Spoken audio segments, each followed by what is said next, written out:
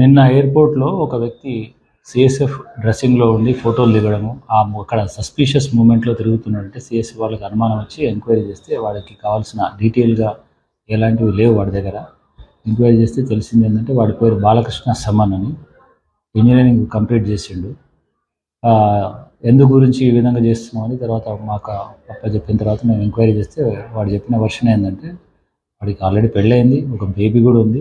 అయినా కూడా వాడికి ఒక లవర్ ఉండేదంట. ఆ లవరు డివోర్స్ అవ్వడం వల్ల ఆమెకు మళ్ళీ సంబంధాలు చూస్తున్నారంటే, అది వాడి సంబంధాలు చూస్తున్నారు, చేసుకోవాలనుకుంటే నీకు ఏదైనా మంచి ఉద్యోగం ఉంటే చేస్తారు, మా వాళ్ళు కూడా ఒప్పుకుంటారు అంటే, నేను ఆల్రెడీ సెంట్రల్ గవర్నమెంట్లో చేస్తున్నాను అంటే, ఏం చేస్తున్నాను సిఎస్ఎఫ్లో చేస్తున్నాను అంటే, మరి దానికి ఏమైనా ఎవిడెన్స్ ఏమిందని, నేను ఆల్రెడీ ట్రైనింగ్లో ఉన్నాను, కావాలంటే అక్కడి నుంచి మీకు మీ ఫాదర్కి ఫోటోలు కూడా పెడతాను నేను అని ఆ యూనిఫామ్ ఒకటి కొనుక్కొని ఇక్కడ తర్వాత ఇక్కడ ఎయిర్పోర్ట్కి వచ్చేసి ఫొటోస్ దిగి వాళ్ళకి వాట్సాప్ చేసిండు.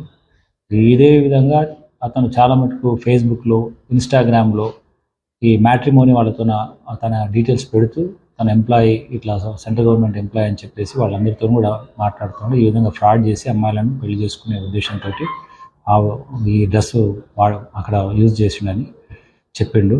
దాని బేస్ మీద మేము అతని చట్టపరంగా అన్ని సెక్షన్స్ అప్లై చేస్తూ రిమైండ్ చేస్తున్నాం. ఎస్ అంటే అక్కడ వాళ్ళు ఉండేది ఆంధ్ర కాబట్టి, ఆంధ్ర ఏరియా అంటే కాదు, నేను ఇక్కడ అక్కడ అప్రెంటిస్ చేస్తున్నా, ఇక్కడ ఈ మధ్య పోస్టింగ్ ఇక్కడ ఇచ్చిండ్రు అని ఇక్కడికి హైదరాబాద్లో ఉంటున్నట్టుగా చెప్పడానికి. అక్కడైతే వేరే వాళ్ళు గుర్తుపడతారు కదా, ఐడెంటిఫై చేస్తారు, ఉన్నాడా లేదని ఎంక్వైరీ చేసుకోవడానికి ఈజీగా ఉంటుంది. హైదరాబాద్లోకి వచ్చి ఎంక్వైరీ చేయాలంటే కొంచెం టైం పడుతుంది కాబట్టి ఈజీగా ఈ విధంగా ఫ్రాడ్ చేసే ఉద్దేశంతో చేసింది.